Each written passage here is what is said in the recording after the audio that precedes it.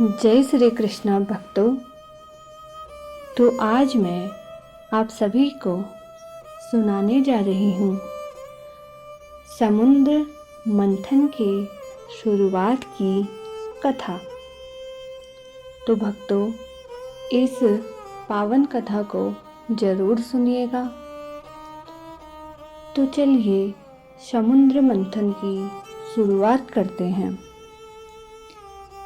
बहुत समय पहले की बात है। देवताओं और असुरों के बीच लगातार युद्ध हो रहा था। एक समय ऐसा आया जब देवता कमजोर पड़ने लगे, उनकी शक्ति कम हो गई और असुर उन पर हावी होने लगे। घबराकर सभी देवता भगवान विष्णु के पास पहुँचे।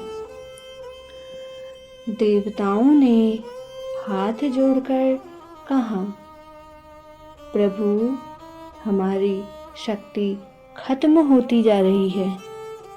असुर हमें हराने वाले हैं। कृपया हमारी रक्षा करें। भगवान विष्णु शांत होकर बोलने लगे, तुम्हारी शक्ति वापस पाने का एक ही उपाय है और वह है अमृत। देवता बोले, प्रभु, हमें अमृत कहाँ मिलेगा? भगवान विष्णु बोले, समुद्र के अंदर अमृत छिपा हुआ है। उसे पाने के लिए तुम्हें समुद्र मंथन करना होगा। देवता थोड़ा घबरा गए, लेकिन प्रभु, समुद्र मंथन इतना आसान नहीं है। तभी भगवान विष्णु बोले, तुम अकेले नहीं कर सकते। तुम्हें असुरों के साथ मिलकर यह काम करना होगा। देवता हैरान हो गए। असुरों के साथ? पर वो तो हमारे दुश्मन है। भगवान विष्णु मुस्कुराए। कभी कभी बड़े काम के लिए दुश्मनों का साथ भी लेना पड़ता है। तो इसके बाद देवता असुरों के पास गए और बोले, हम समुद्र मंथन करना चाहते हैं। उसमें से अमृत निकलेगा अगर तुम हमारी मदद करोगे। तो हम अमृत बराबर बांटेंगे। असुर लालच में आ गए। उन्होंने तुरंत ही हामी भर दी। अब शुरुआत हुई सबसे बड़ी तैयारी की। समुद्र मंथन के लिए एक बड़ी छड़ी, मंथन दंड चाहिए थी। इसके लिए चुना गया मंदराचल पर्वत। लेकिन समस्या ये थी कि वह बहुत भारी था। देवता और असुर मिलकर भी उसे उठा नहीं पा रहे थे। तब भगवान विष्णु ने अपनी शक्ति से उस पर्वत को उठाकर समुद्र तक पहुंचाया। जब जरूरत थी एक रस्सी की, तो इसके लिए चुना गया वासुकी नाग। असुर बोले, हम सिर की तरफ पकड़ेंगे, क्योंकि उन्हें लगा सिर ज़्यादा शक्तिशाली है। देवता समझदार थे, उन्होंने पूंछ पकड़ ली। मंथन शुरू हुआ। जैसे ही मंथन शुरू हुआ, मंदराचल पर्वत समुद्र में डूबने लगा। देवता घबरा गए, अब क्या होगा?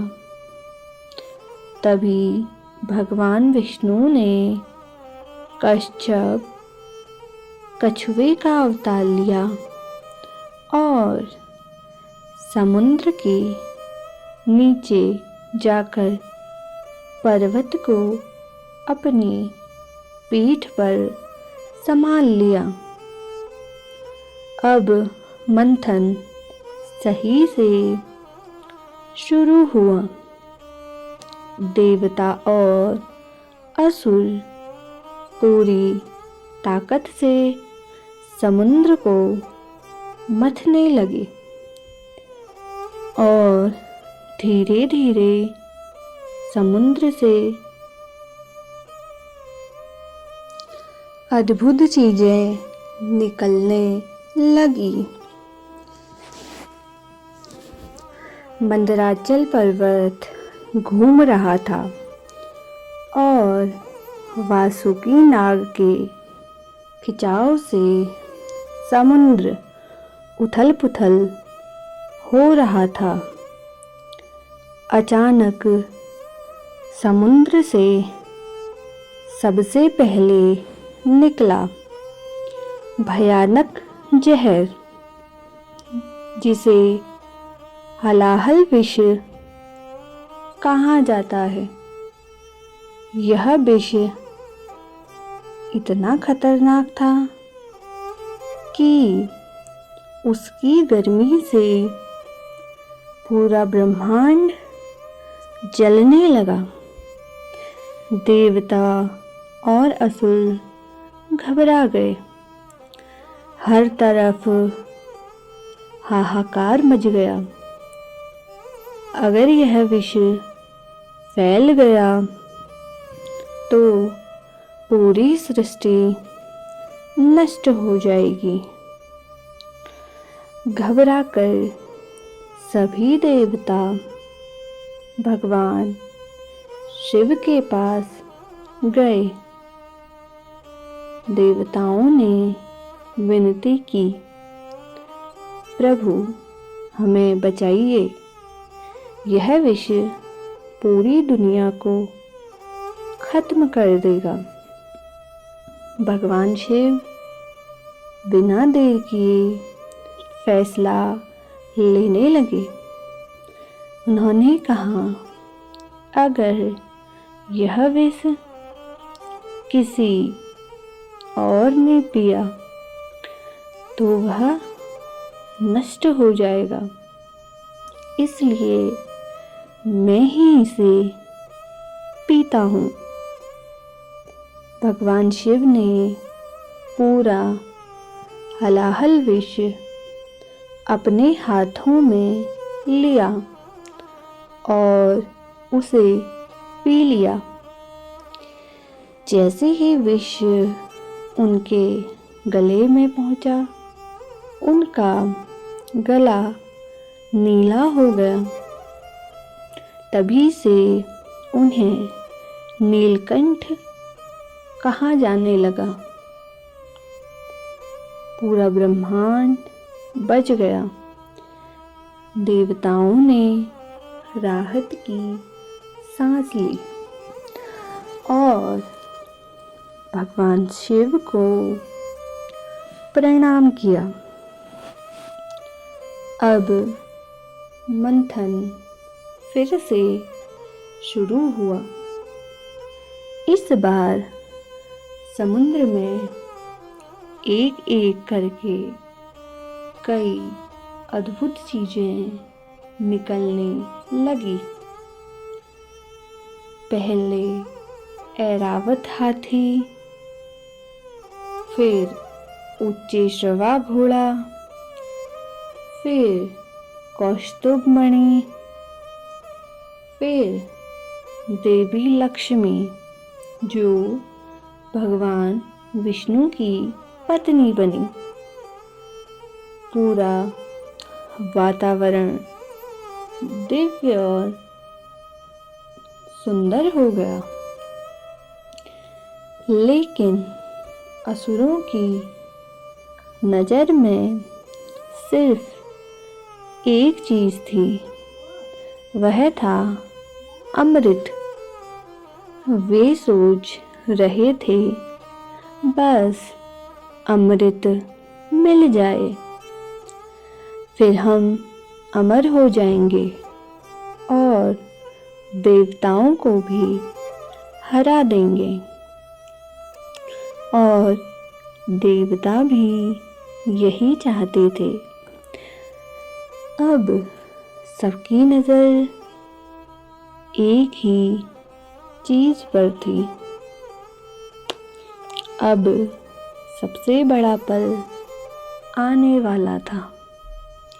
अचानक समुद्र से प्रकट हुए धन्वंतरी देव,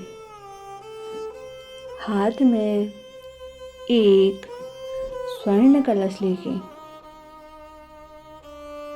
उस कलश में था अमृत। जैसे ही असुरों ने अमृत देखा,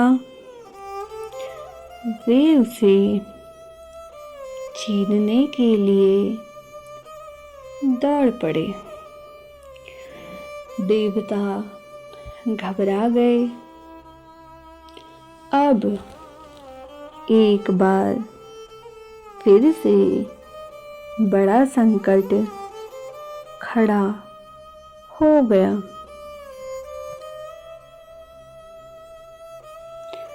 अगर असुर अमृत पी गए तो वे अमर हो जाएंगे और फिर हमें कोई नहीं बचा पाएगा।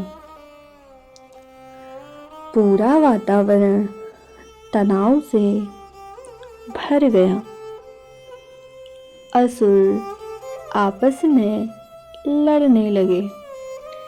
पहले मैं पीऊँगा, नहीं पहले मैं पीऊँगा। उनकी लालच और झगड़े की वजह से स्थिति और बिगड़ गई। देवता समझ गए कि अब सीधी लड़ाई से कुछ नहीं होगा। तभी भगवान विष्णु ने एक योजना बनाई। उन्होंने एक सुंदर स्त्री का रूप धारण किया, जिसे कहा जाता है मोहिनी। जैसे ही मोहिनी प्रकट हुई, असुर उसे देखकर मंत्रमुग्ध हो गए। वे अपना अमृत भी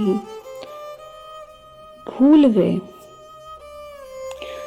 मोहिनी मुस्कुराकर बोली, तुम लोग आपस में क्यों लड़ रहे हो?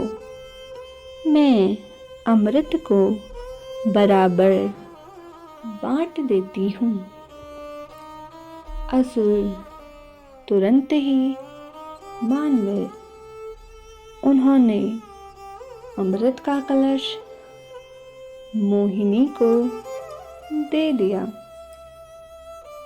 मोहिनी ने चालाकी से देवताओं और असुरों को अलग अलग बैठा दिया। फिर वह धीरे धीरे अमृत देवताओं को देने लगी। असुर बस देखते ही रह गए। उन्हें समझ ही नहीं आया कि उनके साथ क्या हो रहा है।